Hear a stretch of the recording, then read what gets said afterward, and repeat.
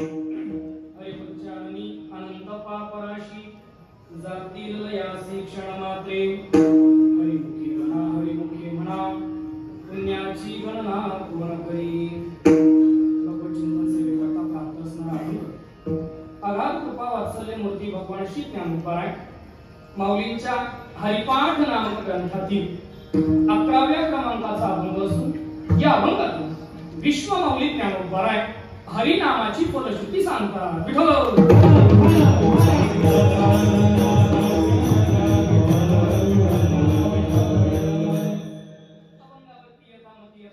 विठ्ठल सेवा करण्याचा आग्रह कसा परिहार द्यायचा कसा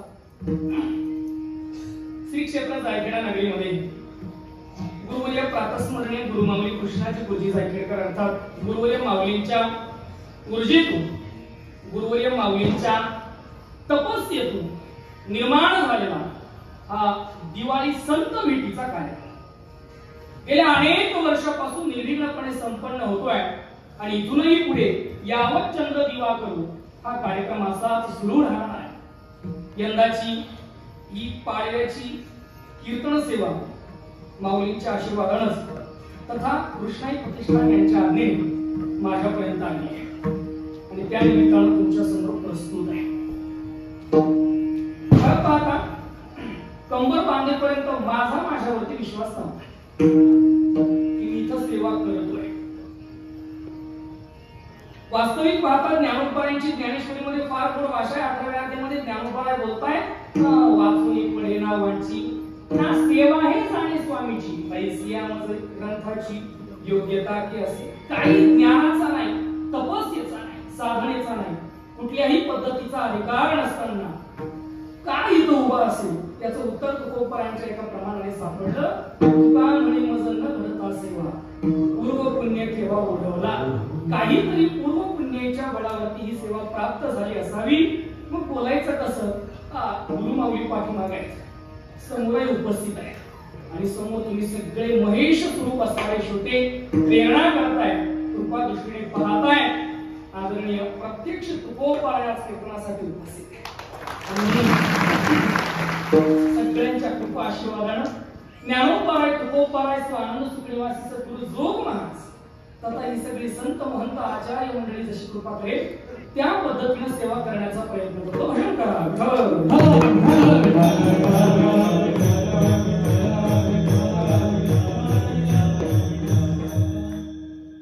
मी बोलावं आणि तुम्ही ऐकावं याच्यातला काय भाग नाही. मी काहीतरी चिंतन अभंगाचं सांगावं आणि मग तुमच्या चिंतनात भर पडणार आहे असं काही नाही. एक सेवा करायची आहे. खरं पाहता आज इथं उभं राहिल्यानंतर अनुभव एकच आहे. एखाद्या विद्यार्थ्यानं एमपीएससी यूपीएससी देण्यासाठी प्रयत्न करा, वर्षानुवर्ष अभ्यास करत आवा. तो वाट पाहतो त्या दिवसाची, ती अचिव्हमेंट, ते डेस्टिनेशन, तो गोल, ते एम, ते ध्येय प्राप्त होण्यासाठीची वाट पाहत असतो. आणि एकदा का त्याला ते ध्येय प्राप्त झालं की त्याच्या मनाची जी अवस्था असते ना ती आज माझ्या मनाची झाली. आणि म्हणून हे डेस्टिनेशन गोल प्राप्त झाले. खरं पाहता सामान्य माणसाचा जर विचार केला तर सामान्य माणसाच्या दृष्टिकोनातून दिवाळी वर्षातून एकच राहील. वर्षातून एकच दिवाळी. पण वारकऱ्यांच्या संबंधाने, आध्यात्मिक माणसाच्या संबंधाने, पारमार्थिकाच्या संबंधाने विचार केला तर पारमार्थिक माणसाला दिवाळी वर्षातून एकदा नाही, पारमार्थिक माणसाला दिवाळी रोज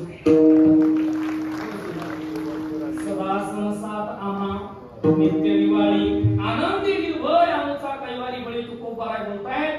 नामदेवरायांची भाषा. विठोबाचे राजा मानी दिवाळी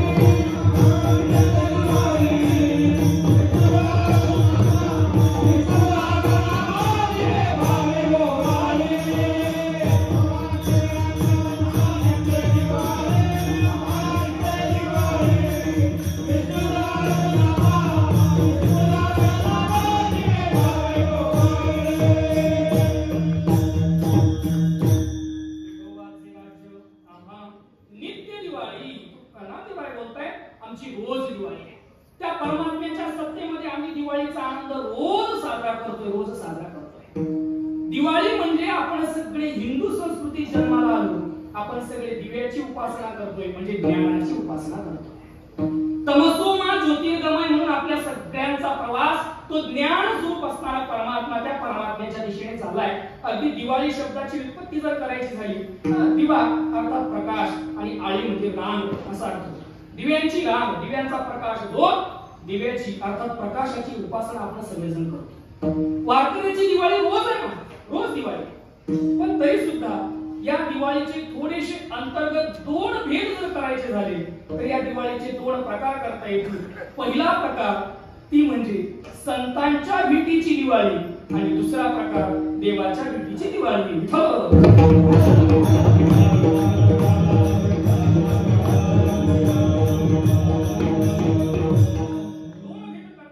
एक दिवाळी आहे संतांच्या भेटीची. सखे हरी जन भेटती भेटती सखे हरी जन भेटती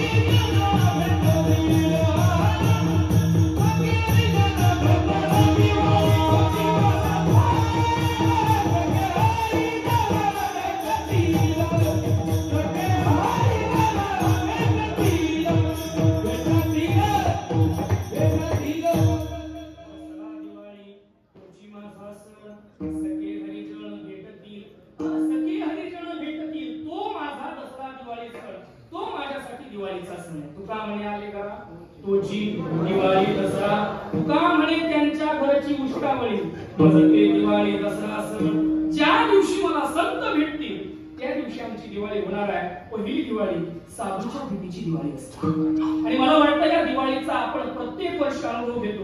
जायकड्याला येतो म्हणजे साधूची भेट घेतो, साधूच्या भेटीची दिवाळी संपन्न करतो. का साधूच्या भेटीची दिवाळी करायची आहे? का दरवर्षी माऊलींना भेटायचं आहे? दर्शनाने पुष्टी होती. इथं तुम्ही सगळेजण कीर्तन फक्त निमित्त आहे, आले बसलो म्हणून परमात्म्याचं नामचिंतन करायचं. पण इथं ज्यावेळेला सगळे साधू मंडळी एकमेकाला भेटतात, सगळे कीर्तनकार एकमेकाला भेटतात, तीच त्यांच्यासाठी दिवाळी झालेली असते. संतांची दिवाळी म्हणजे काय? संतांच्या भेटीची दिवाळी काय? संतांच्या भेटीची दिवाळी म्हणजे संत वाङ्मयाच्या भेटीची दिवाळी, संत विचाराच्या भेटीची दिवाळी आम्ही संपन्न करत आहोत. पुन्हा पुन्हा आता प्रत्येकाच्या घरामध्ये या घडीला सद्यस्थितीला पाहुणे मंडळी लेकी आल्या, प्रत्येकाच्या पाहुण्यांची गजबजल आहे घरामध्ये, गर्दी आहे पाहुण्यांची. पण तरी सुद्धा घरातली पाहुणे मंडळी सोडून, घरातली माया, घरातलं प्रेम सोडून सगळेजण दिवाळीसाठी आलो. ही दिवाळी एकाच वाक्यात जर सांगायची झाली तर आमचा प्रवास माईकाकडून शाश्वताकडे चाललाय. ही दिवाळी आहे. माईक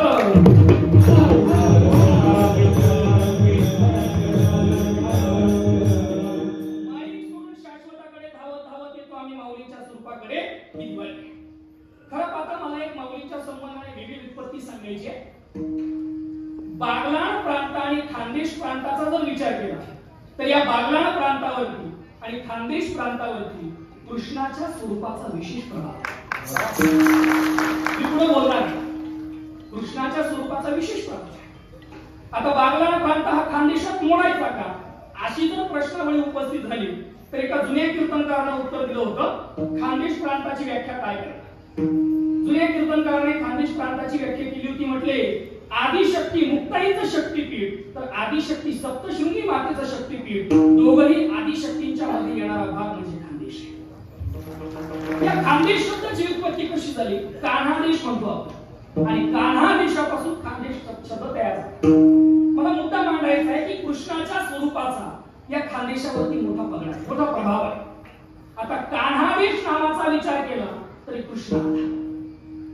दुसरी महत्वाची गोष्ट असं म्हणतात, एक मतप्रवाह आहे, जास्त चिकित्सा करण्याचं काही काम नाही, एक मतप्रवाह आहे की कृष्ण परमात्मा ज्या नंद बाबाकडे वाढले त्या नंद बाबाची उपराजधानी खानदेशात होती. तिचं नाव होतं नंद दरबार म्हणायची तिला. आणि त्या नंद दरबारचं अपभ्रष्ट रूप तयार झालं नंदुरबार. दोन. तिसरा मुद्दा, कृष्ण परमात्मा ज्यावेळेला रुक्मिणी मातेला घेऊन गेले तेव्हा याच खानदेशच्या मार्गाने गेले आणि त्या खानदेशच्या मार्गाने जात असताना रुक्मिणी मातेने कृष्ण परमात्मा हा एकमेव वर वरला म्हणून तिला म्हटलं गेलं एक वरा. ती एक वराची झाली खानदेशवासियांची कुलदेवी एकविरा. तिसरा मुद्दा, विशेष प्रभाव आहे कृष्णाचा. काय प्रभाव आहे? त्या कृष्णाचीच बाई म्हणजे कान्हाची बाई म्हणून नाव पडलं कानबाई. कान्हाची बाई कृष्णाची बाई म्हणून नाव पडलं कानबाई. आणि त्या कानबाई मातेचा उत्सव सुद्धा प्रकर्षाने खानदेशात साजरा केला जातो.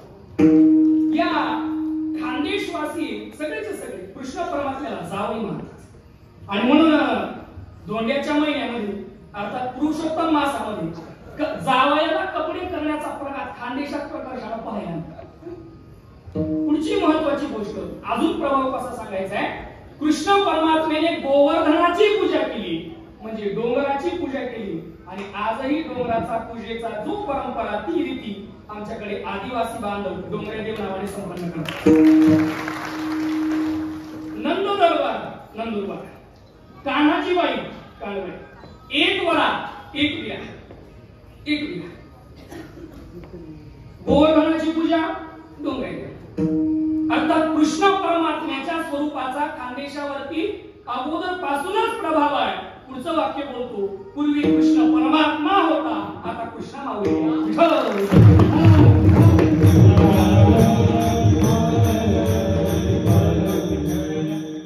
परमात्म्याच्या प्रभावाचा योग कृष्ण परमात्म्याने घातला. कृष्ण नावाच्या प्रभावाचा, कृष्णाच्या स्वरूपाच्या प्रभावाचा योग कृष्ण परमात्म्याने केला. पण क्षेम मात्र कृष्ण माऊली करतायत. हे भूषण आहे. काय मिळतं इथे येऊन? इथे येऊन संतांचे विचार आहे. संतांच्या संगतीत विवेक जागृत होतो. तुलसीदासजींची भाषा आहे. विणू सतसंग विवेक न होई. हा चंद्र तेथे चंद्रिका, शंभू तेथे अंबिका, संत तेथे विवेका असणे की. हा संतांच्या संगतीत विवेक जागृत होतो. आणि आमची दिवाळी त्याच विवेकाची आहे.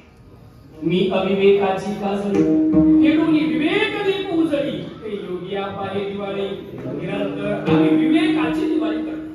संतांच्या संगतीत आल्यानंतर आमच्या अंतःकरणातला विवेक विचार जागृत होतो. इथं आलं माऊलींच्या समाधीवरती डोकं ठेवलं की प्रत्येक वारकऱ्याच्या अंतःकरणामध्ये भाव निर्माण होतो. काय उपकार केलाय गुरुवर्य माऊलींनी आमच्या. गुरुवर्य माऊलींच्या उपकाराचं स्मरण माऊलींच्या समाधीवरती डोकं ठेवल्यानंतर होतं. उपकार शब्दाची व्याख्या काय करणार. उपशब्दाचा अर्थ होतो जवळ करणं. उपनाम समीप जवळ केलं. कोणाच्या जवळ केलं. हरिपाठाच्याही जवळ केलं. आणि हरिपाठाच्या निमित्ताने हरीच्या जवळ केलं. हरिपाठाच्या निमित्ताने हरीच्या जवळ माऊलींनी आम्हाला केला हा उपकार केला. इथं आला का माऊलींच्या उपकाराचं स्मरण होतं. आगामी 2-3 दिवस अभंगाचं चिंतन केलं नाही. उपक्रम एकच केला दिला. काय उपक्रम केला. फोन घ्यायचा परिसरातल्या जुन्या वारकऱ्याला फोन लावायचा. आणि त्या जुन्या वारकऱ्याकडून काय विचारायचं माहिती. सांगा ना माऊलींचा तुमच्या जीवनाला स्पर्श झालाय. सांगा ना एखादा अनुभव. असं रोज उठलं का एका वारकऱ्याला फोन करायचा विचारायचं सांगा ना तुमच्या जीवनातला अनुभव माऊलींच्या संबंधाने. हे विचार करून विचारून शेवटी इथपर्यंत का विचारायचं होतं एवढं सगळं अभंगाचं चिंतन सोडून विचारायचं कारण एकच होतं की माझ्याही अंतःकरणातली माऊलींच्या प्रेत्यर्थ असलेली श्रद्धा दृढ झाली पाहिजे. विचारत राहिलो आणि विचारता अनुभव एवढे सांगितले वारकऱ्यांनी. अंगावरती काटा येत होता. डोळे पाणावत होते. कोणी कोणासाठी करायला रिकाम नाही. अशा स्थितीत सुद्धा स्वतःचा घर संसार प्रपंच सोडून गावोगावी पायी फिरले. लोकांना हरिपाठाची ओळख करून दिली. दगडावरती का तुकोबाराय वाजवायची हे फक्त आम्ही तुकोबाराच्या चरित्रातून ऐकलं होतं वाचलं होतं. पण साक्री तालुक्यात कीर्तन केल्यानंतर तिथल्या लोकांनी प्रत्यक्ष इथे सांगितलं महाराज माऊलींनी आमच्या गावात मला टाळ शिकवला. बरं कसा शिकवला काय घेऊ. दगड हातावरती घ्यायचे आणि दगडावरती माऊली 1-2-3 शिकवायची. दगडावरती टाळ शिकवायची. कोण करते आणि हे सगळं करत असताना निष्कामतेची भूमिका होती. कुठल्याही प्रकारची कामना माऊलींनी समाजाकडून केली नाही. आणि मग इथं आलं का इथं आल्यानंतर प्रत्येकाच्या अंतःकरणामध्ये माऊलींनी केलेला उपकार झाला. तुकोबारायचं जसंच्या तसं चरित्र बसवता येते महाराज. खरं भाग्यवान मंडळी ज्यांनी माऊलींना पाहिलं. मला जर कोणी विचारलं तुझ्या जीवनातलं सगळ्यात मोठं शल्य सांग मी एकच सांगणार मी माऊलींना पाहिलं नाही. पाहिलं थोडंसं दुरून पाहिलं. मंजवाडला कार्यक्रम होता विठ्ठल रुक्मिणी मंदिराची प्राणप्रतिष्ठा होती. आणि तेव्हा माऊली आले होते असं दुरून दर्शन झालं. पण प्रत्यक्ष जीवनाला स्पर्श झाला नाही. तुम्ही भाग्यवान आहे. तुम्ही माऊलींच्या रूपाने तुकोबाराय पाहिली. तुम्ही माऊलींच्या रूपाने ज्ञानोबाराय पाहिली. विचारला एका वारकऱ्याला अनुभव काय अनुभव आहे माऊलींच्या जीवनातला. त्याने सांगितलं कीर्तन करून निघालो होतो म्हटले माऊली आणि मी. आणि निघालेली असताना रस्त्यात वाघ आडवा झाला. बैलगाड्याला वाघ आडवा झाला. आणि वाघ आडवा झाल्यानंतर माऊलींनी वाघाला सांगितलं हे वाघा सर्व बाजूला जाऊ द्या. आणि मग तुकोबारायचा अभंग आठवावा लागतो. चित्त तरी शत्रू मित्र होती व्याघ्रहीन खाती सेवया. आम्हाला तुकोबाराय माऊली कुठे पाहायला मिळाले ना हा विश्वास नाही. विभाग एखाद्याला सांगलं जा खरं ती विहीर पाणी कधीच कमी पडणार नाही. आणि खरंच कधीच पाणी कमी पडलं नाही. याचा अर्थ काय. माऊलींच्या चरणापासून सगळ्या रिद्धी सिद्धी निवडली. आणि हा संबंध समाज माऊलींनी परमार्थाला लावला. हरीकडे वळवला.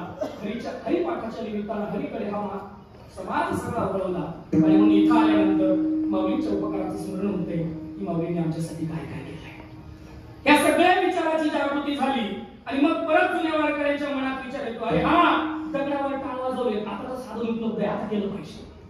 आणि मग इथं येतो आणि इथं येणारा प्रत्येक वारकरी पाडव्याच्या दिवशी वद्यवारीच्या दिवशी परमार्थासाठी नवीन मोटिवेशन घरी घेऊन जातो. ही माऊलींची ताकद आहे. आणि म्हणून ही माऊलींच्या संगतीमध्ये आमची दिवाळी चालली आहे. विवेकाची दिवाळी चालली आहे. मी बोलून आलो या खानदेशवासियांवर माऊलींची फार मोठी उपकार आहे. फार मोठी उपकार आहे.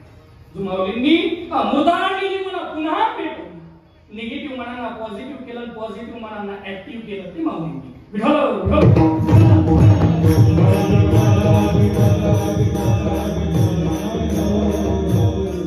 पहिली दिवाळी संत भेटीची दिवाळी. संत ज्या दिवशी आम्हाला भेटतात त्या दिवशी आमच्या जीवनाची दिवाळी होती. आणि दुसरी दिवाळी सांगता येईल देवाच्या भेटीची दिवाळी. ती गवळण फार गोड होती. फार गोड बोलते, तो सुखनिधी असणारा, तो सुख स्वरूप असणारा तो परमात्मा ज्या दिवशी मला भेटला, तो काळा वनमाळी ज्या दिवशी माझ्या घरी आला ना, त्या दिवशी माझी दिवाळी झाली.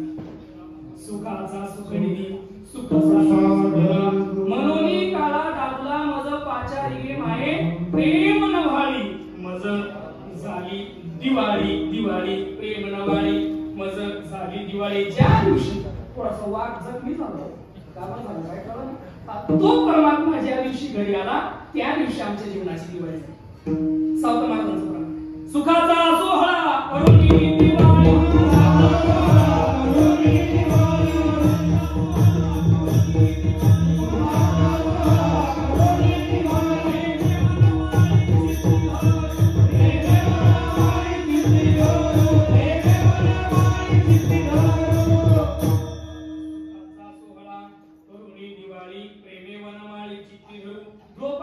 वैकुंठीचा देव आणूया कीर्तनी, ही आमची दिवाळी आहे.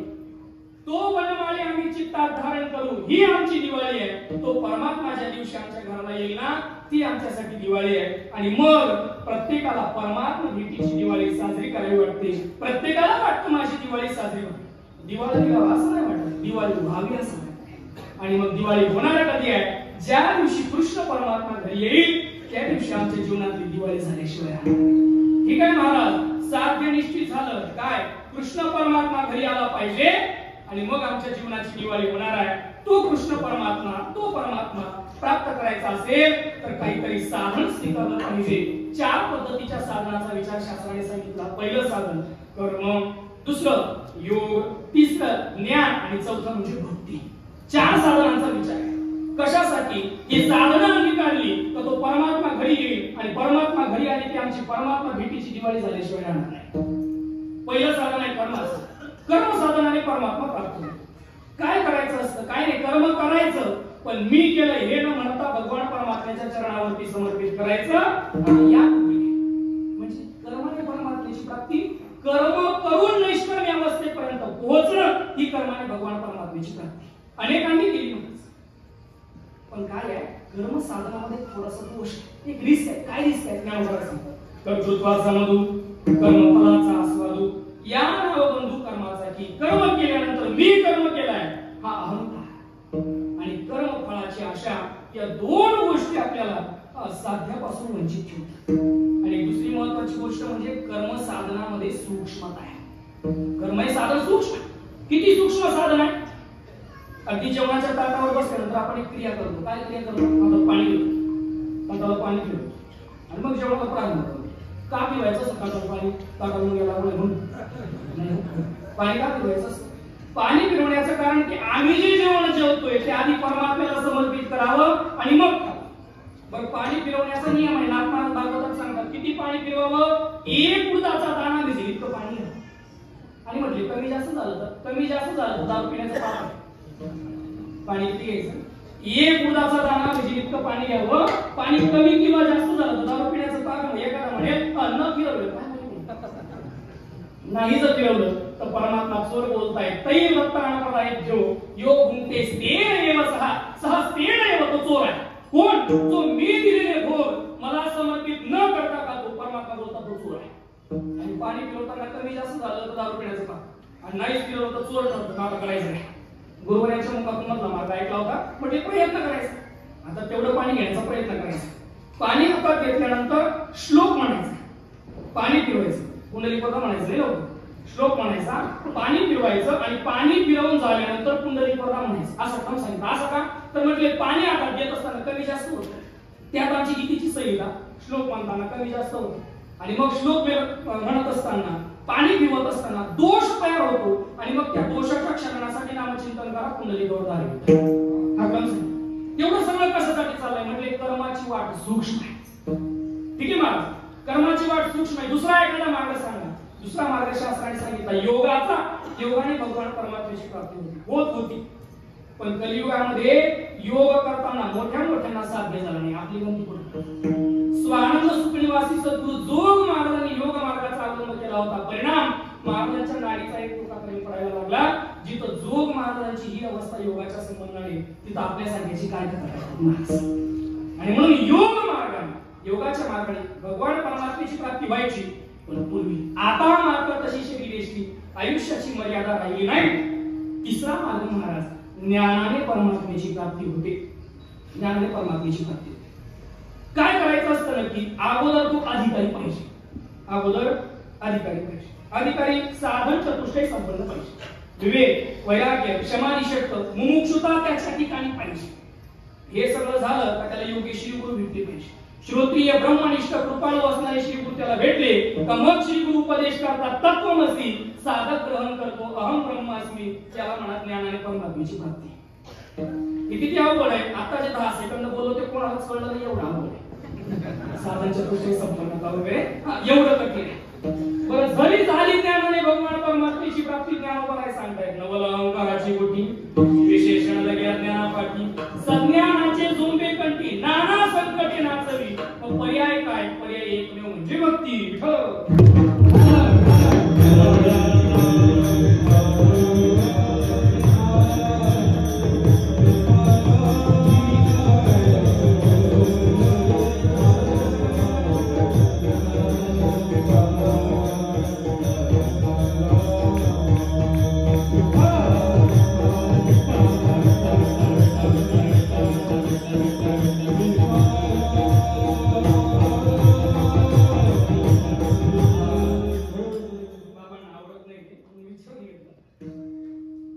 या तीनही साधनांमध्ये हे दोष पाहायला मिळाले. म्हटले कर्म साधन सूक्ष्म आहे. ज्ञान साधनामध्ये अहंकाराची प्राप्ती आहे. योग साधन कठीण आहे. याच्यापेक्षा सोपं साधन सांगा. शास्त्राने सोपं साधन सांगितलं ते म्हणजे भक्ती. भक्तीने परमात्म्याची प्राप्ती होते. या साधनाचा निषेध केला. अवघ्या वाटा झाल्याशी कळी नकडे साधन उचित विधी विधान नकडे सर्व काम कळतही नाही घडतही नाही. पर्याय काय? पर्याय एकच आहे. भक्ती पंथ सोपा कामने सोपे आहे सर्वागुणी.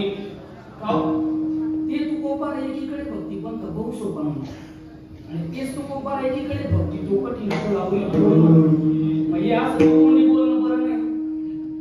अगोदर म्हणायचं भक्ती पंथ बहु सोपा त्याच तुकोबाराने म्हणायचं भक्ती तो कठीण. एकीकडे सोपंही म्हणायचं एकीकडे कठीणही म्हणायचं. नक्की कोणी समजायचं काय?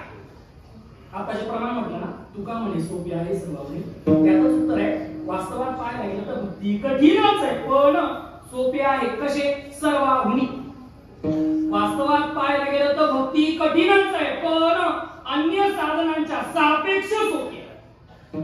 वास्तवात पाहायला गेलं भक्ती सोपी नाही पण अन्य साधनांच्या सापेक्ष भक्ती सोपी आहे. आणि त्या भक्तीचा अवलंब करायचा आहे. परमात्मा भेटणार आहे. भक्ती केल्यानंतर त्या भक्तीचा आत्मा जर कोणता असेल तर त्या भक्तीचा आत्मा म्हणजे परमात्म्याचं नामचिंतन आहे. त्या नामचिंतनाचा सगळी संत मंडळी आग्रह करते. हरिमुखे म्हणा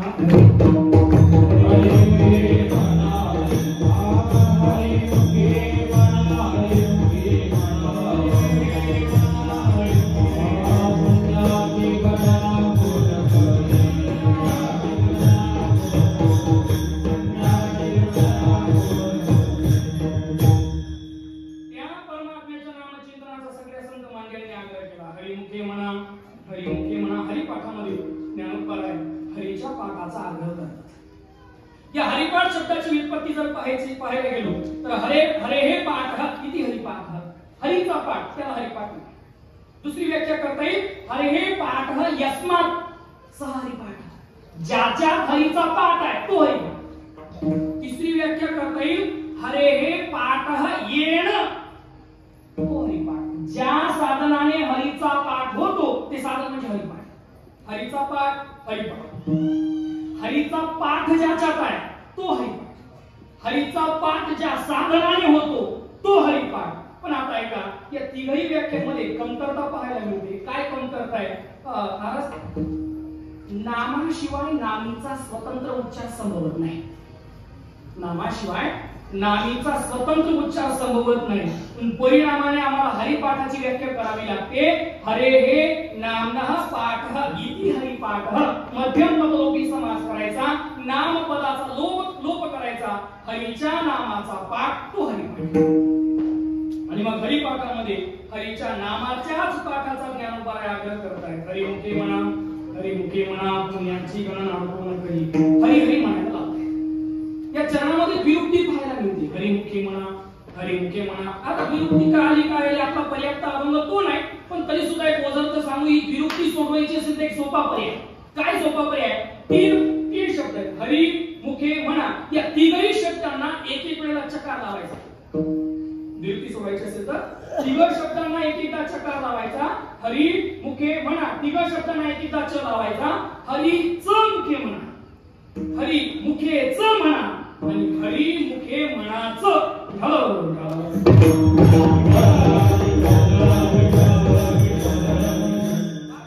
हरीच मुखे म्हणा, हरिमुखेच म्हणा आणि हरिमुखे म्हणाच हरीच मुखे म्हणा. हरीच्या बद्दल अनन्यता सांगितली.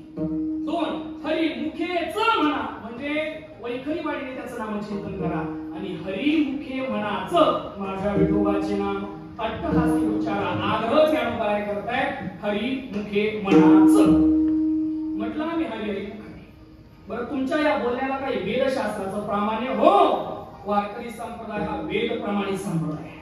ज्ञानोबाराय बोलले तुम्ही संसारी का असं ना करा त्याचं नामचिंतन. आता परत या संसारी शब्दाचा अर्थ करत असताना संसारी म्हणजे बायका पोरावाला संसारी असा अर्थ येऊन चालणार नाही. मग संसारी शब्दाची पंचमी विभक्ती करायची. पंचमी विभक्तीचे प्रत्यय त इ आ पंचमी विभक्तीचे प्रत्यय आणि मग अर्थ काय होईल? संसारात जन्माला आले ते संसारी, संसारात जन्माला आले ते संसारी. मग तो ब्रह्मचारी का असणार तरी संसारी, वानप्रस्थी असला तरी संसारी, संन्यासी असला तरी संसारी. संसारी पंचमी विभक्ती संसारात जन्माला आले ते संसारी. त्यांनी सुद्धा परमात्म्याचं नाम जीवे वेगू करी, जीवेला वेग देऊन करायचं. वेदशास्त्र वारी पाया सदा. वेदशास्त्र तुम्हाला आशीर्वाद दिल्याशिवाय बरं वेदशास्त्र आशीर्वाद काय होतं महाराज? कारण वेदशास्त्री तेच करतात. चौवेदी जाण साई शास्त्री कारण 11 पुराणे परमार्थाची सोपी प्रक्रिया ज्ञानोबाराने सांगितली. मंथुनी नवनीता मंथन करावं. नवनीताचं मंथन करतो तसं. पण मंथनाचं प्रयोजन काय? मंथनाचं प्रयोजन असं आहे सार आणि आसार वेगळं करणं हे मंथनाचं प्रयोजन. सार आणि आसार वेगळं करणं हे मंथनाचं प्रयोजन. मग केलं तुम्ही मंथन सार आसार वेगळं निघाला का? हो, ते गुणासार निर्गुण हे सार सारासार विचार सारही वेगळं निघालं, आसारही वेगळं निघालं. सार काय आहे? निर्गुण सार आहे. सार काय आहे? निर्गुण सार आहे. मग तो निर्गुण सार ज्याला तुम्ही म्हणताय तो निर्गुणातला सगुणात तुम्ही भक्ती करण्यासाठी आणला कसा? तर ते भाव आविष्काराने आणला. भावेन भक्ती, भक्तीवेन मुक्ती. निषेध मुखाची भाषा आहे. बळेवेन शक्ती बोलू नये, भावेन भक्ती बोलू नये, भक्तीवेन मुक्ती बोलू नये, बळेवेन शक्ती बोलू नये. भाव आविष्काराने आम्ही तो परमात्मा प्राप्त केला. भावाविष्कार हो. अन्य साधनांच्या संबंधाने तुमचं मत काय? योगयागविधी, येणेमुळे सिद्धी, उपायाची उपाधी.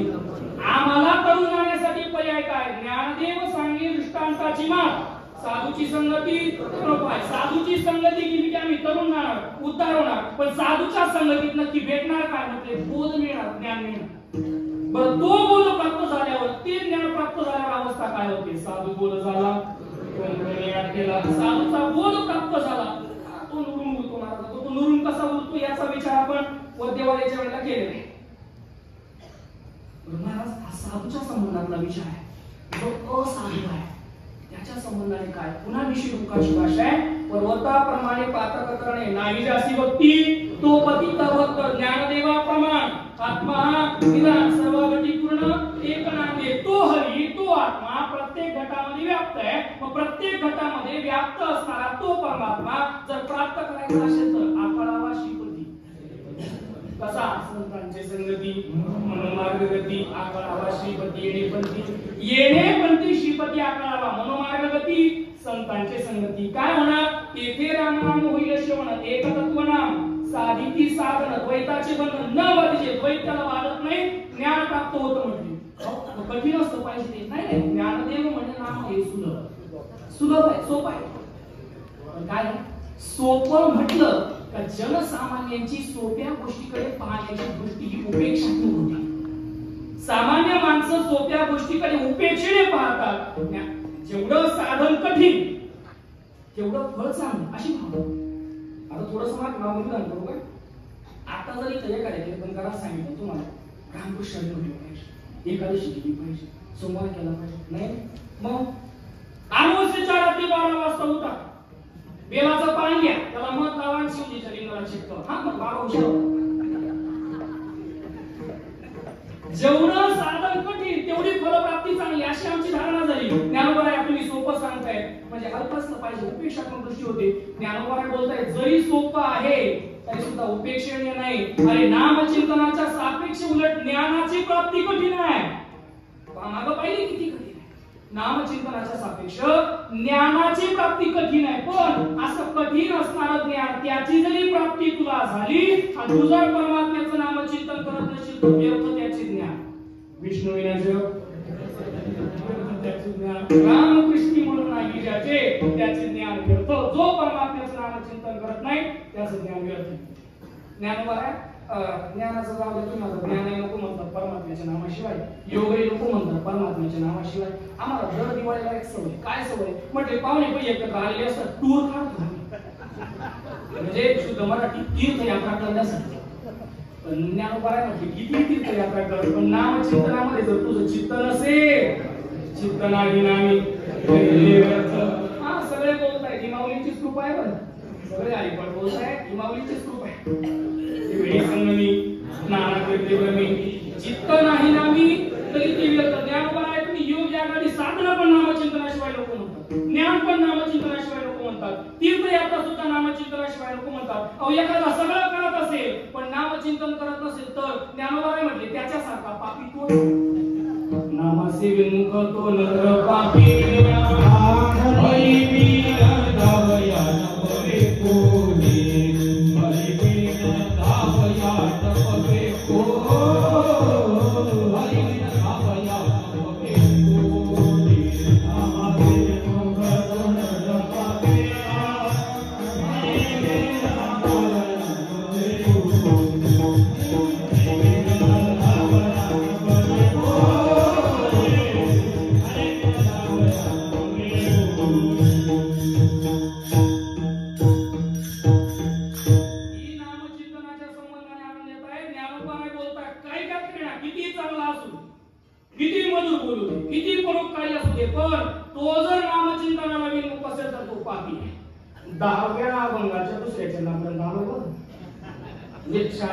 लक्षण असं असतं की मागचं शिकवलं रिवाईज करायचं असतं, मग पुढचं शिकवायचं असतं.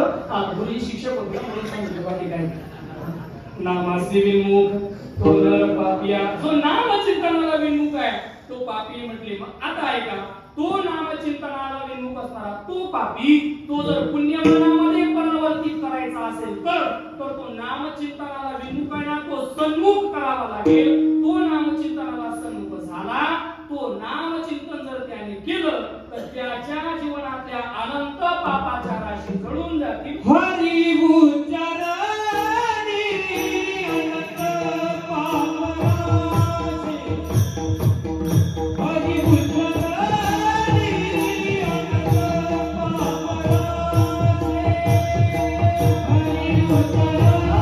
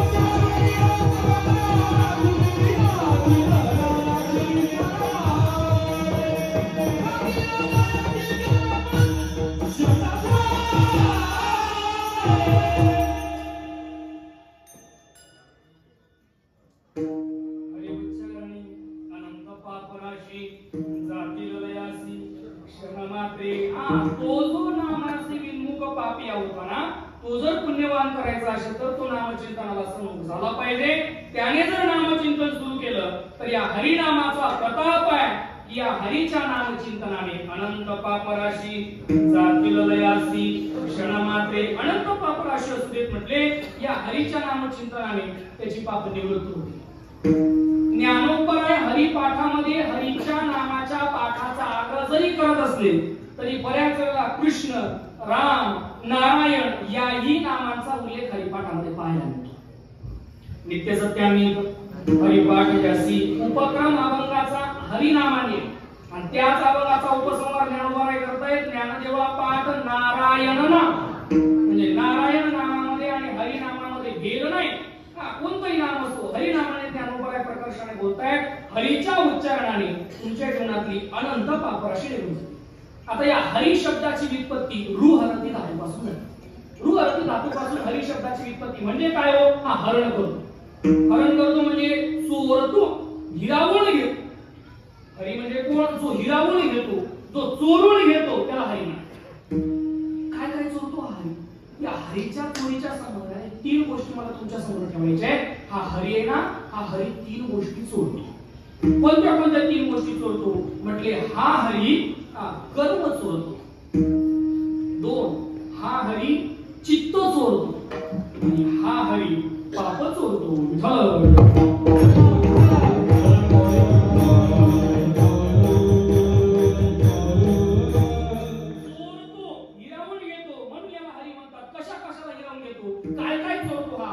कर्म चोरतो, चित्त चोरतो आणि पाप चोरतो. जरी दोन्ही मुद्दाम सांगितलं तरी आपल्याला काय करायचं? पहिली गोष्ट हा कर्माची चोरी करतो.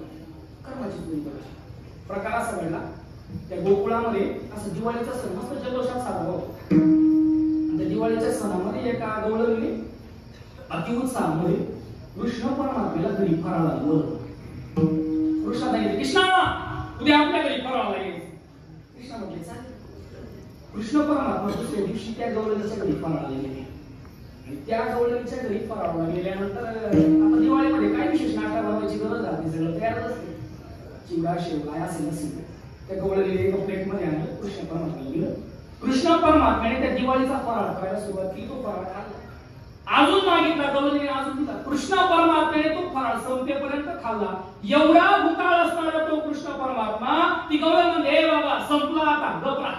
माझ्या विपणाचा करुणी फळा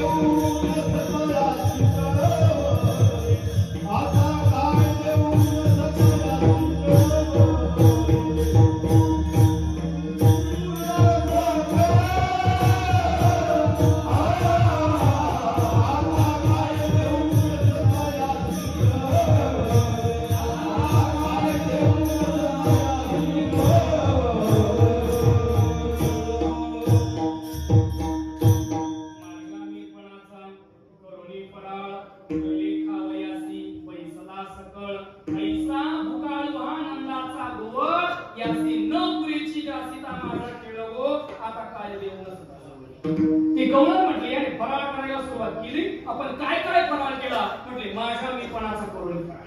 आणि त्या पूर्ण गवळणीमध्ये निरोबराय सांगतात याने कशाचा फराळ केला म्हटले? याने प्रारब्ध खाल्लं, संचित खाल्लं, त्याने विषय वासना खाल्ल्या. पुढचा जन्म घेण्यासाठी जे जे कर्म कारणीभूत होतं ते सगळं कर्म याने भक्षण केलं. म्हणून हरी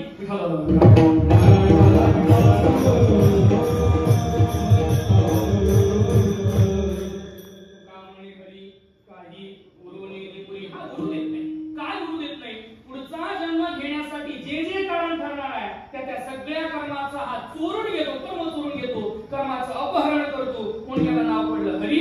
हरी पहिली गोष्ट हा कर्म चोरतो. 2 हा चित्त चोरतो महाराज. इथं पाहिजे होतं बरं का. हरी माझे गारी दे चित्त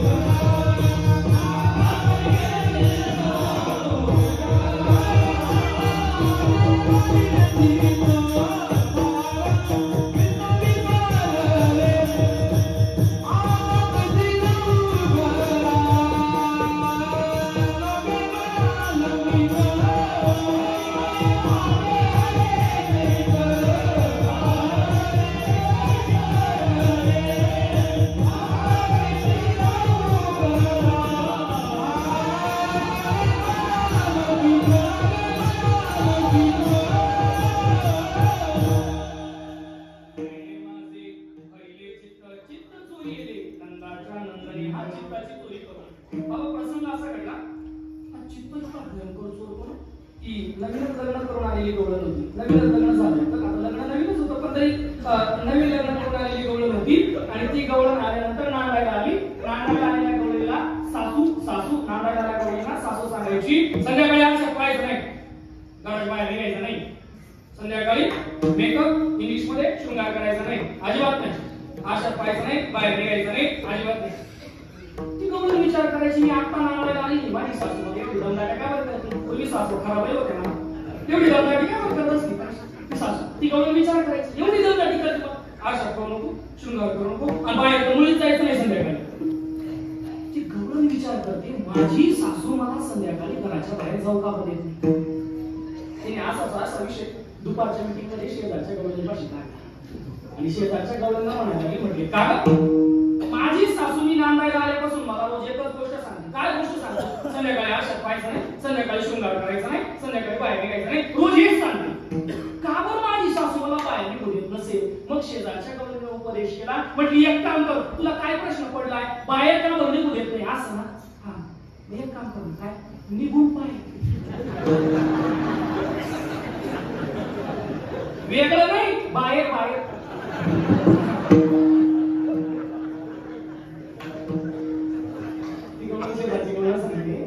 तुला तू सासू बाहेर निघू देत ना? तुला हाच प्रश्न पडलाय का बाहेर निघू देत नाही? हाच प्रश्न पडलाय का बाहेर निघू देत?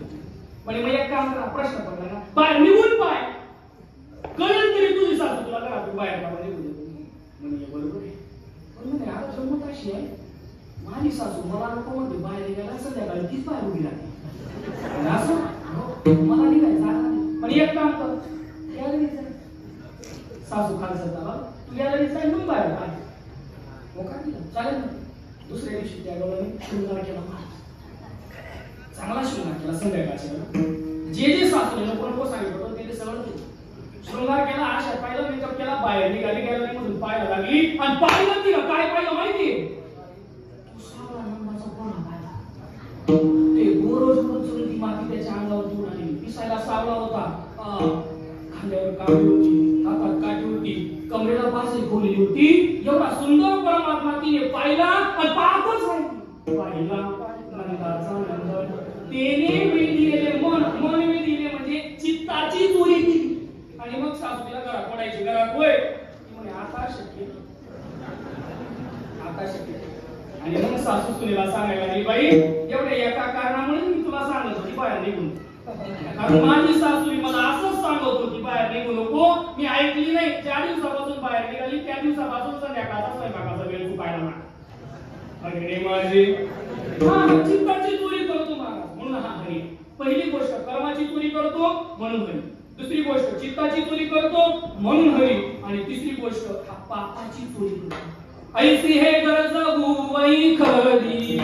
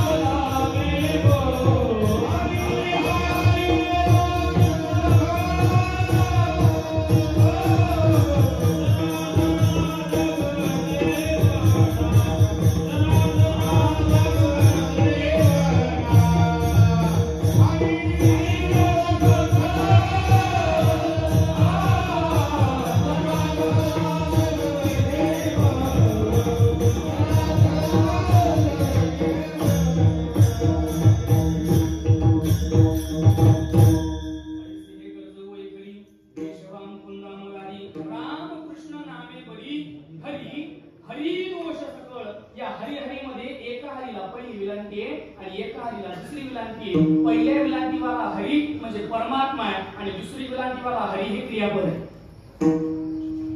पहिल्या विलांटीवाला हरी हे परमात्म्याचं नाव आहे आणि दुसऱ्या विलांटीवाला हरी हा हे क्रियापद आहे. हरी हरी दोष सकळ. हा हरी दोष हिरावून घेतो म्हणजे पापाची चोरी करतो. कर्माची चोरी करतो म्हणून हरी. चित्ताची चोरी करतो म्हणून हरी. आणि पापाची चोरी करतो पाप हिरावून घेतो म्हणून हा हरी. म्हणून याला हरी म्हणतात. हरी उच्चारणी हरी शब्दाने ज्ञानोबाराय प्रयत्न. आता पूर्ण हरिपाठामध्ये ज्ञानोबाराने ठिकठिकाणी या हरी शब्दाची फलश्रुती सांगितली. हरीच्या नामाची फलश्रुती सांगितली. अगदी उदाहरण एक प्रमाण जर घ्यायचं झालं तर हरिपाठ कीर्ती मुखे जरी गाय पवित्रची बोले केलं त्यांचा. पहा बरं ज्ञानोबारायांचा हरिपाठ दिसायला वामन भगवंतासारखा लहान आहे. पण ज्या वेळेला तो व्यापक रूप धारण करतो त्या वेळेला चांगल्याच्या बुद्धीच्या कक्षा मर्यादा जातात. सोपं प्रमाण आहे हरिपाठ कीर्ती. याचा अन्वय असा करते अल्पमतीप्रमाणे प्रयत्न करतो. हरिपाठ कीर्ती मुखे जरी गाय पवित्रची होय देह त्यांचा एक. हरी मुखे जरी गाय पवित्रची होय देह त्याचा दोन. हरी कीर्ती मुखे जरी गाय पवित्रची होय देह त्याचा तीन. आणि हरिपाठ मुखे जरी गाय पवित्रची होय देह त्याचा चार.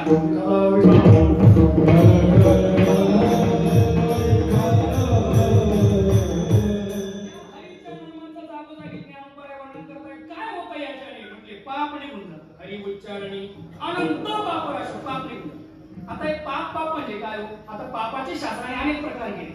काही पाप मानसिक पाप वाचिक पाप अंतर्गत पाप उपपाप महापाप अनेक प्रकार. पण पाप म्हणजे काय?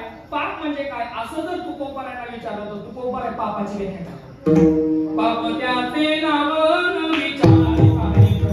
पाप त्याचे नाव न विचारी सांगितलं. पाप त्याचे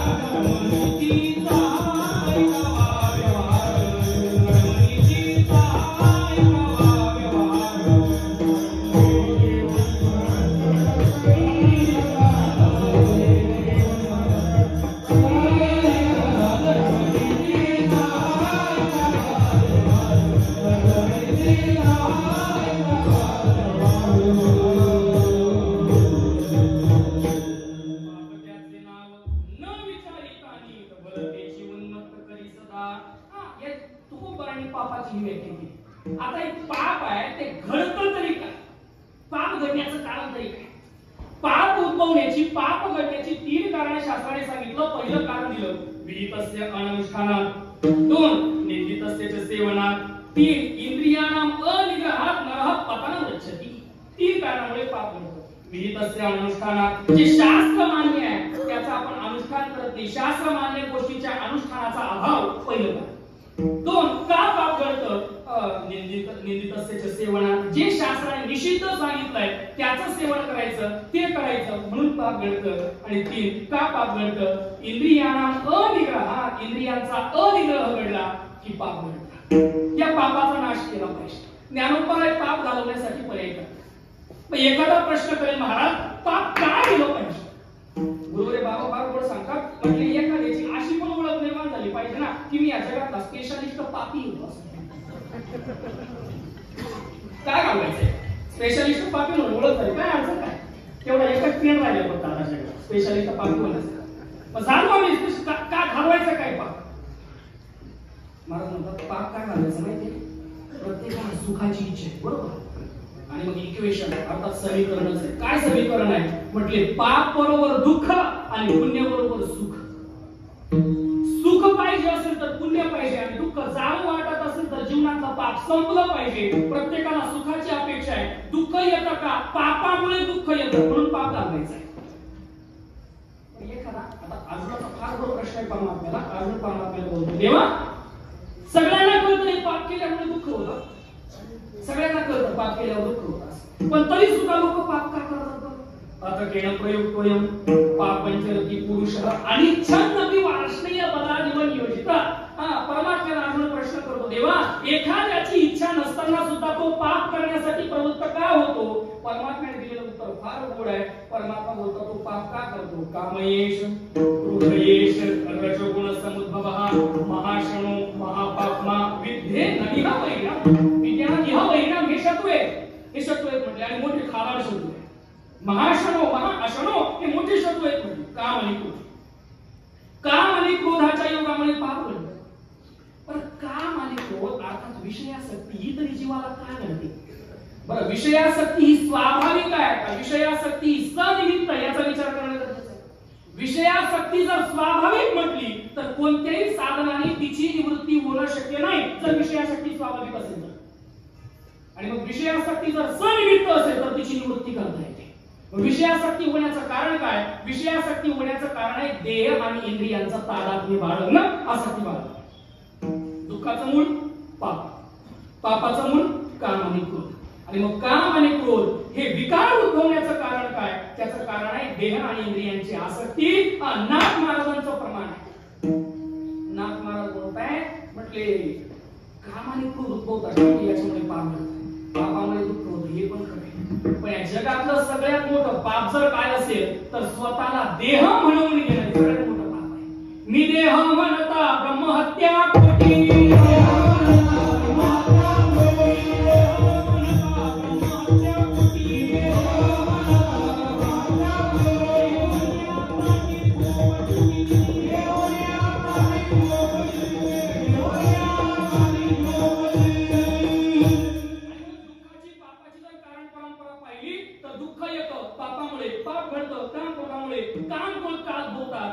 देहेंद्रियाची आसक्ती आणि देहेंद्रियाची आसक्ती ठेवणं हे जगातलं सर्वात मोठं पाप आहे. मी देह म्हणता ब्रह्महत्या कोटी लागत येऊनिया पाठी झोपटीची. स्वतःला देह म्हणून घेणं, देहेंद्रियाचं तादात्म्य ठेवणं, महाराज बोलतात हे पाप आहे. आणि हरीच्या नामचिंतनाने ही पापाची समूळ परंपरा नष्ट होते.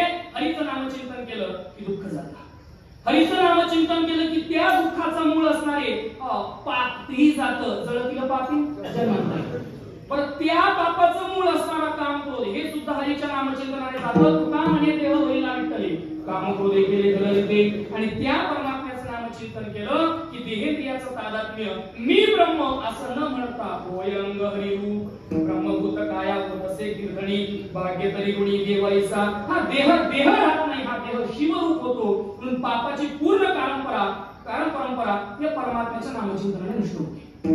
मग महाराज तुम्ही जर सांगताय की हरीच्या नामचिंतनाने पापाची परंपरा नष्ट होते, पाप नष्ट होतं, मग हरीच्या नामचिंतनाच्या व्यतिरिक्त एखाद्या दुसऱ्या साधनाचा आम्ही अवलंब करू नये का?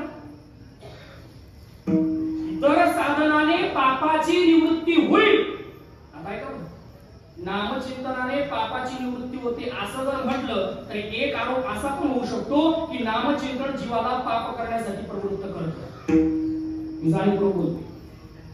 नामचिंतनाने पाप जातं असं जर म्हटलं तर एक आरोप असा पण होऊ शकतो काय की नामचिंतन जीवाला पाप करण्यासाठी मुक्त करतो म्हणजे पाप करत जाऊन देवाचं नामचिंतन करत पापही करत राहायचं देवाचं नामही घेत राहायचं पापही करायचं देवाचं नामचिंतनही करायचं का तुम्हीच बोलले होते देवाच्या नामचिंतनाने पाप जातं मग पाप करायचं दुसऱ्या दिवशी परमात्म्याचं नामचिंतन करायचं असा सुद्धा आरोप होऊ शकतो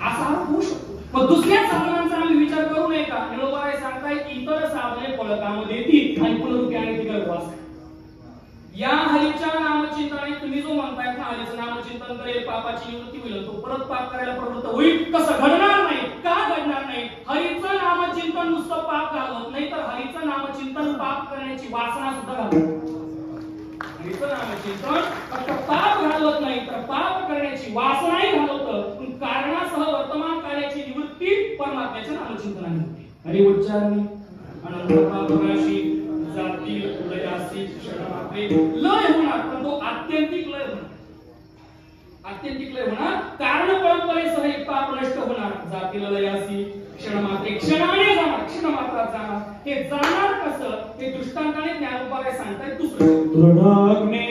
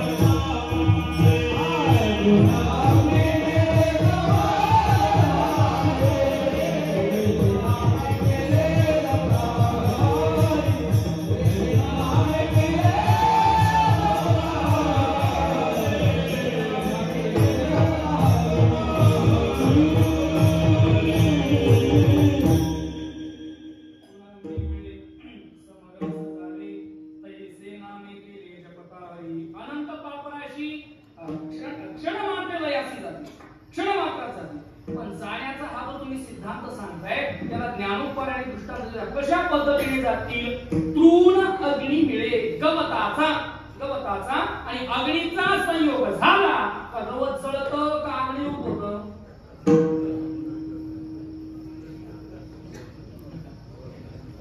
गवताचा आणि अग्नीचा संयोग झाला का गवत जळतं नवे गवत अग्निरूप होतं तद्वत या तो जो नामासी होताना त्याने जर परमात्म्याचं नामचिंतन केलं तर त्याच्या जवळ असणारा पाप जळून जाईल आणि तो हरिरूप होईल, समरस झाले. तैसे हरी नामे जपता केले, तसं परमात्म्याचं नामचिंतन केल्यानंतर होतं. मी बोलून आलो, परमात्म्याचं नामचिंतन जसं पाप घालवतं तसं पाप करण्याची वासनाही घालवतं, क्षण मात्रात घालवतं. प्रेममूर्ती मीराबाई महाराजांच्या जीवन चरित्रात प्रसंग असा घडला की मीराबाईंच्या दासी होत्या त्या राजवाड्यात, आणि त्या दासीचा एक मुलगा, तरुण मुलगा. त्या तरुण मुलाला मीराबाईंच्या प्रित्यर्थ मनामध्ये अभिलाषा निर्माण झाली आणि त्या तरुण मुलाने आपली अभिलाषा, आपला मनोदय आईपाशी बोलून दाखवला. आईचं हृदय आहे, शेवटी जरी चुकीची अभिलाषा असली तरी आई मीराबाईंकडे गेली आणि मीराबाईंकडे गेल्यानंतर प्रेममूर्ती मीराबाई महाराजांना त्या मुलाच्या मनातला मनोदय, अभिलाषा बोलून दाखवली. ही मुलाची अशी इच्छा आहे. मीराबाई महाराजांनी सांगितलं ठीक आहे, काहीच अडचण नाही, मी त्याची इच्छा पूर्ण करतो, पण त्याच्या अगोदर त्याने मी सांगितलं केलं पाहिजे. काय केलं पाहिजे? मीराबाई महाराजांनी त्या मुलाच्या हातामध्ये विणा दिला आणि विणा दिल्यानंतर त्या मुलाला सांगितलं, जा म्हटले हा विणा घे, झाडाखाली बसायचं आणि 3 दिवस सतत त्या परमात्म्याचं नामचिंतन करायचं. 3 दिवस परमात्म्याचं नामचिंतन करायचं. 3 दिवसात जर नामचिंतनामध्ये तुझा खंड झाला तर मुलगा उडवलं जाईल, शिरच्छेद केला जाईल. खंडन होता कामा नाही, नामचिंतन करत राहायचं. त्यांनी मान्य केलं. मीराबाई भेटताय, त्याने नामचिंतन करायला होकार दिला, विना हातात घेतला, सातत्याने 3 दिवस नामचिंतन केलं. नामचिंतन पूर्ण झाल्यानंतर डोळे उघडले आणि मीराबाईंना आई म्हणून मीराबाईंच्या पायावरती डोकं ठेवलं. नामचिंतन नुसतं पाप घालवतं असं नाही, तर नामचिंतन पाप करण्याची वासनाही घालवतं. कसं घालवतं? तृण अग्निमेळे असं घालवतं. ज्ञानोपराय या तृण शब्दाच्या ऐवजी जर काष्ट शब्दाचा प्रयोग ज्ञानोपरायांनी केला असता तरी सुद्धा छंद भंग झाला नसता. काष्ट अग्निमेळे समरस झाले असं सुद्धा म्हणू शकत होते, पण लाकडं लवकर जळत नाही. मग लवकर जळणारं लवकर लाकडं लवकर जळत नाही, ते लवकर अग्निरूप होत नाही. मग लवकर अग्निरूप काय होतं म्हटले? तृण, गवत लवकर अग्निरूप होतं, तृण अग्निमेळे समरस झालं. पापाचे पर्वत भस्म नामाग्नीने अभक्तासी हानी, नामे विलं नामदेव म्हणे नामाग्नीच्या पोटी, नामदेव म्हणे नामाग्नीच्या पोटी, नामदेव म्हणे नामाग्नीच्या पोटी, नामदेव म्हणे नामाग्नीच्या पोटी, नामापोटी तत्वहोती,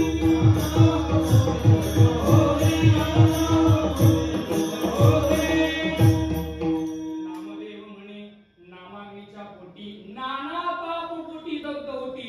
या नामाग्नीने म्हटले अनंत प्रकारची पाप, अनंत पापराशी दग्ध होतात. तृणाग्निमेळे समरस झाले. तैसे नामे केले जपता हरी, तैसे हरी नामे जपता केले. अजून या नामचिंतनाचं काय सामर्थ्य आहे? महाराज तिसऱ्या चरणात हरी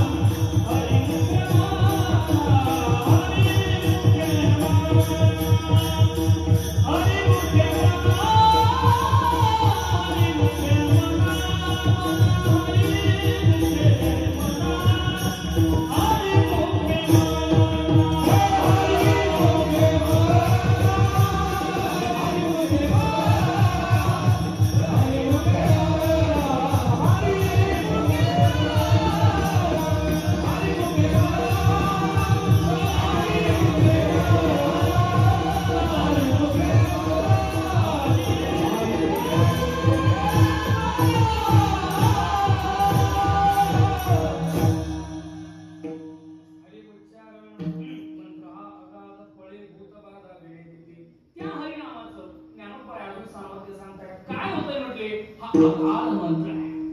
हरी हा सामान्य शब्द नाही, हरी हा मंत्र आहे. पण महाराज हरी हा कोण सामान्याचा मंत्र नाही.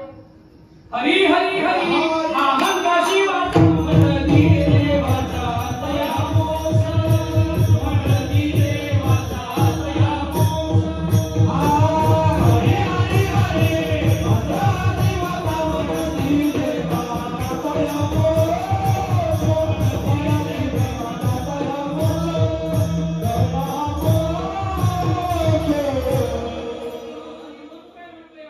शब्दाची व्याख्या शास्त्राने केली. मननात कायते यस्मात तस्मात मंत्रात प्रकीर्तितः. ज्याचा उच्चार केल्यानंतर जो तारून येतो, उद्धार करतो, संकटापासून सोडवतो, त्याला मंत्र म्हणतात. हरी मंत्र आहे, कोणा सामान्याचा नाही. हरी हरी हरी हा मंत्र शिवाचा मंत्र आहे. राम कृष्ण हरी विठ्ठल केशवा मंत्र हा जपावा सर्व काळ. बाबाजी आपले सांगितले नाम मंत्र केला राम कृष्ण हरी. तुकडा मंत्र जाणा राम कृष्ण म्हणा तुझी यातना करवास. हा म्हणजे मंत्र आहे. आणि या मंत्राच्या समर्थाने होतं काय? पळे भूतबाधा भेदे तेथे भूतबाधा पळून जाते. 21 शब्द वापरतो आपण. अपडेटेड झाली म्हणायला असं म्हणतात. आणि अपडेटेड झालो, प्रगत झालो, विकसित झालो. या 21व्या शब्दामध्ये जिथं लोक आई बापाला मानत नाही तिथं आम्ही भूत मानावं. ज्ञानोबा काय सांगतात? पळे भूतबाधा भेदे मग भूतबाधा मानावी का? बोलणं चालू भूतबाधा मानावी का? अनेकांच्या भावनेचा संभव असतो. भूतबाधा मानावी का असं म्हणतो. आता कोणत्याही गोष्टीची सिद्धी करायची असेल तर शास्त्र बोलताय नाही प्रतिज्ञा मात्रेण वस्तुसिद्धी अपितु लक्षण प्रमाणाभ्याम वस्तुसिद्धी. नुसतं बोलून वस्तूची सिद्धी होणार नाही. मग लक्षण पण पाहिजे, प्रमाण पण पाहिजे, तेव्हा भूताची सिद्धी होईल. भूताची सिद्धी करण्यासाठी प्रमाण पण पाहिजे आणि भूताची सिद्धी करण्यासाठी लक्षण पण लक्षात घेतलं पाहिजे. मग भूताच्या संबंधाने प्रमाण हो आपल्या घेतलेच नाही. महाराज यांती देवव्रतां देवान पितृणी यांती पितृव्रता भूतानी यांती भूतेच्या. परमात्म्याने भूत मान्य केलं प्रमाण.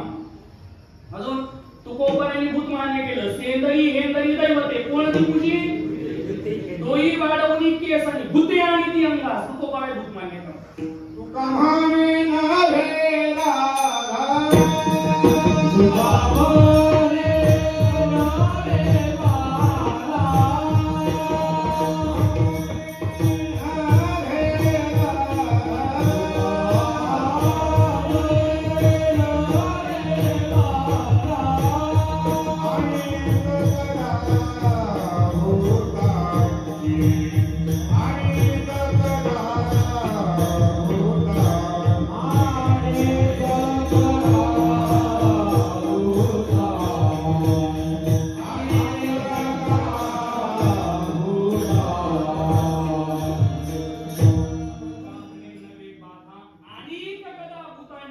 लक्षणाने सगळ्यांनी भूत स्वीकार.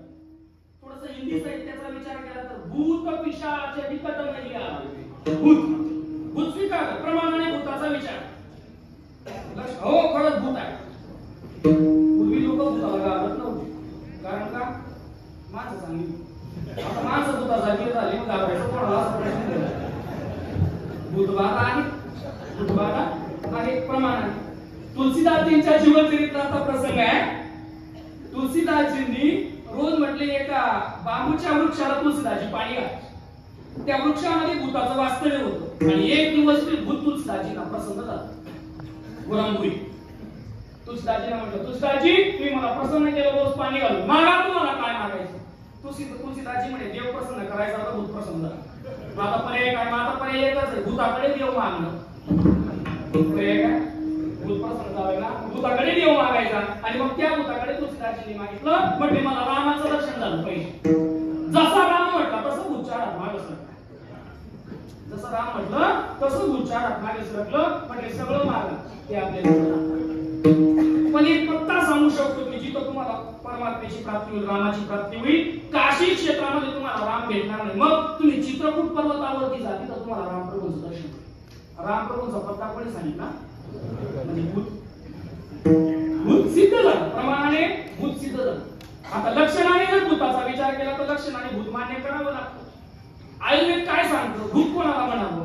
आयुर्वेद असं सांगतंय भूत कोणाला म्हणावं, सामान्य माणसापेक्षा ज्याची वाक्चेष्टा आणि बलपौरुष वेगळं असतं त्याला भूत म्हणतात. म्हणजे ज्याला नीट शुद्ध मराठी बोलता येत नाही, शेतामध्ये गेले वावरातून घरी आले असा जो म्हणतो ना त्याला भूताचा संचार झाला. तू हिंदी बोलतो,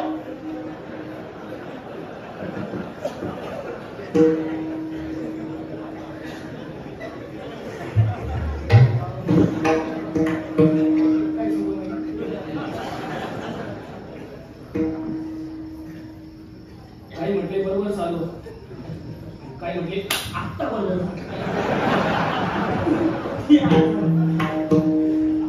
ज्याला नीट शुद्ध मराठी बोलता येत नाही त्याला जर भूताचा संचार झाला तो बंगाली बोलतो, तो हिंदी बोलतो, पण तो बंगाली बोलतो, तो हिंदी बोलतो. म्हणजे सामान्य माणसापेक्षा वाक्चेष्टा वेगळी असते तिथं भूत संचार असतो. आणि सामान्य माणसापेक्षा बळ जिथं अधिक पाहायला मिळतं तिथं भूताचा संचार झाला असं समजावं. अनेक क्षेत्रावरती गेल्यानंतर मोठे मोठे खांब ठेवलेले असतात, त्या खांबावरती सामान्य माणसाला बळपूर्वक प्रयत्नपूर्वक सुद्धा चढता येत नाही, याला संचार झाला का एका कोलांटीत खांबावर टाकतो, त्याला म्हणायचं भूत संचार.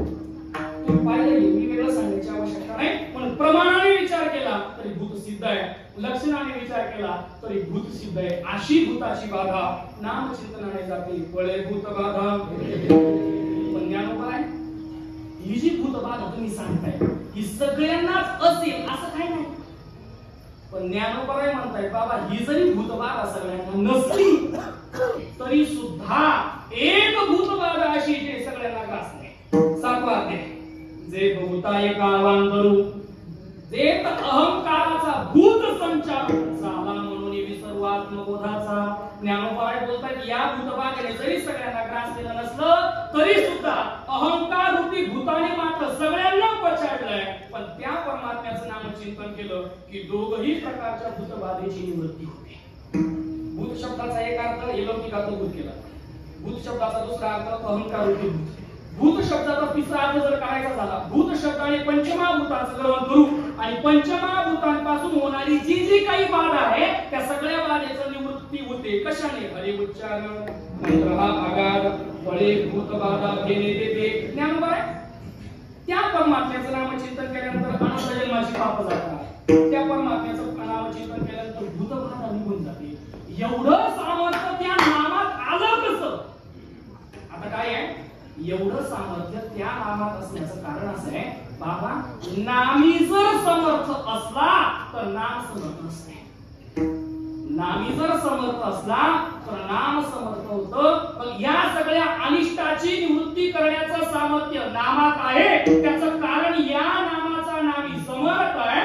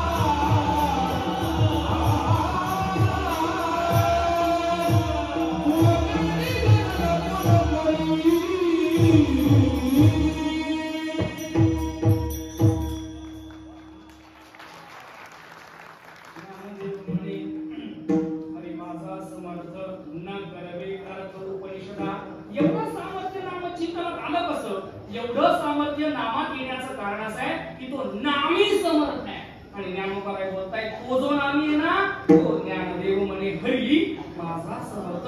आता ऐका इथं ज्ञानोबा हरीला माझं म्हणतायत. एक सामान्य शंका आहे, ज्ञानोबा इथं ज्ञानदेव म्हणे हरी मी समर्थ सुद्धा म्हणू शकत नाही.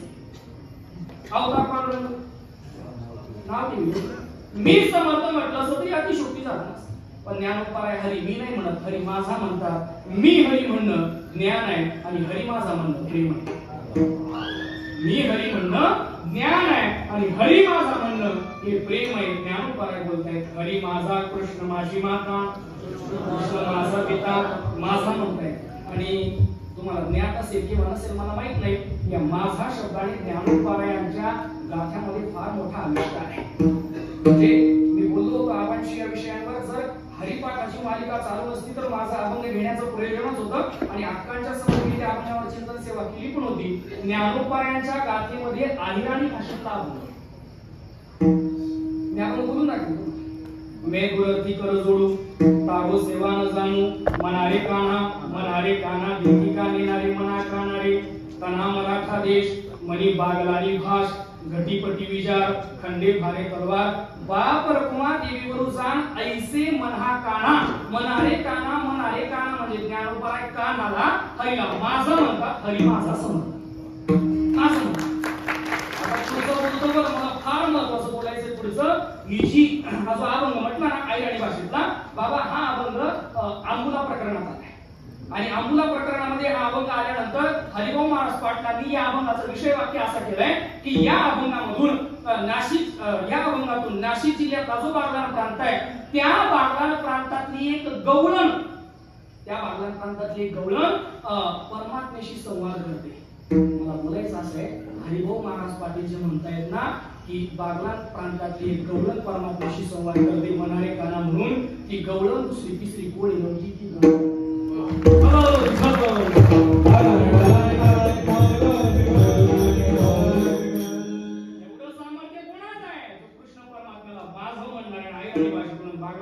उल्लेख करून बागलाण प्रांतातली गवळण दुसरं कोणी नव्हतं, आपले गुरुवर्य माऊलीच गवळणीच्या रूपाने ज्ञानोबा यांना परमात्म्याला म्हणतायत मनारे काना हा चिंतनाचा विषय. आता बागलाण प्रांताचा उल्लेख ज्ञानोबा यांनी करावा म्हणजे काहीतरी बागलाण प्रांतात असलं पाहिजे म्हणून ज्ञानोबा यांनी उल्लेख केला. पण ज्ञानोबा यांसारख्या महात्म्याने अहिराणी भाषेत अभंग लिहिला म्हणजे ज्ञानोबा यांना अहिराणी आली तरी कशी हे जर कळून घ्यायचं असेल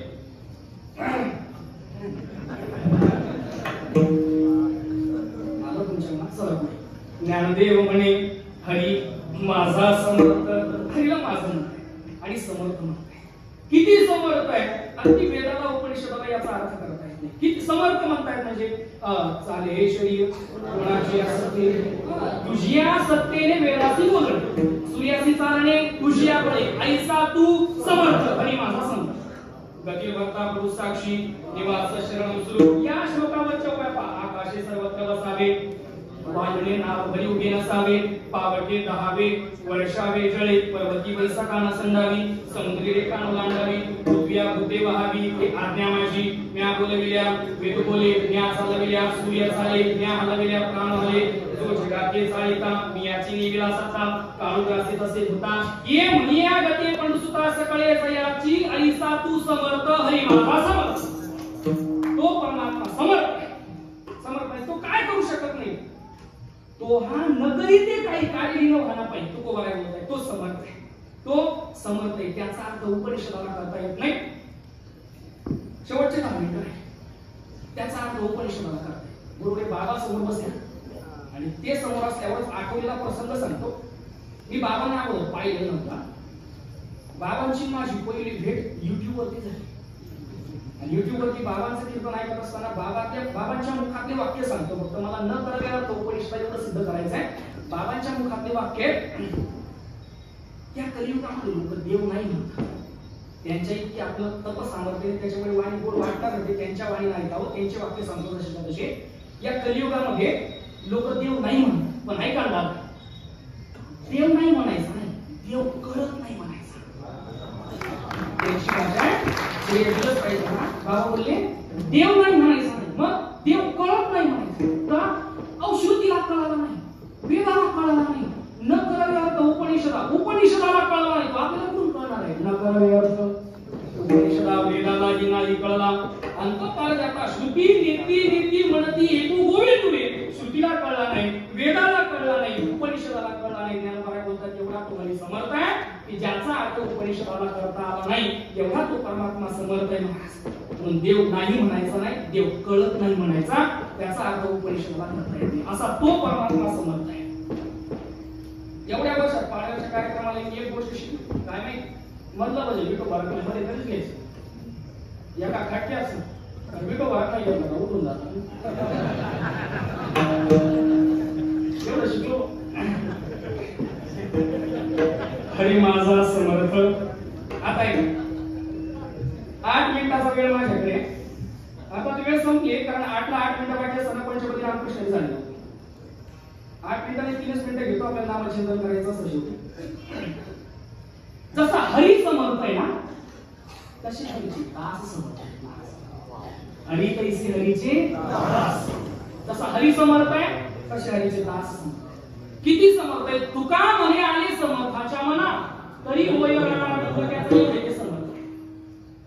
पाप जात भूतबाधा जाते कलिकाळाचं होय निघून जात हे हरीच्या नाम कृष्णाच्या नामाचं सामर्थ्य आहे आणि तोच हरिपाठ जनसामान्यांच्या हृदयामध्ये रुजवणं हे कृष्णाजी माऊलींचं सामर्थ्य आहे.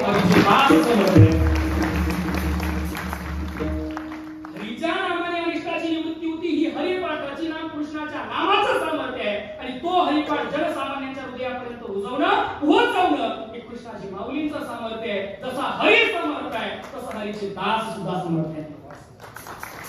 जर ज्ञानोपाराय तुकोपाराय यांचा आपल्याला जोग महाराजांचं दर्शन घ्यायचं असेल तर आपल्याला एवढ्या दूर जाण्यापेक्षा इथे यावं माऊलींच्या समाधीवरती डोकं ठेवलं की सगळ्या वारकरी परंपरेचं दर्शन आपल्याला झाल्याशिवाय राहणार नाही.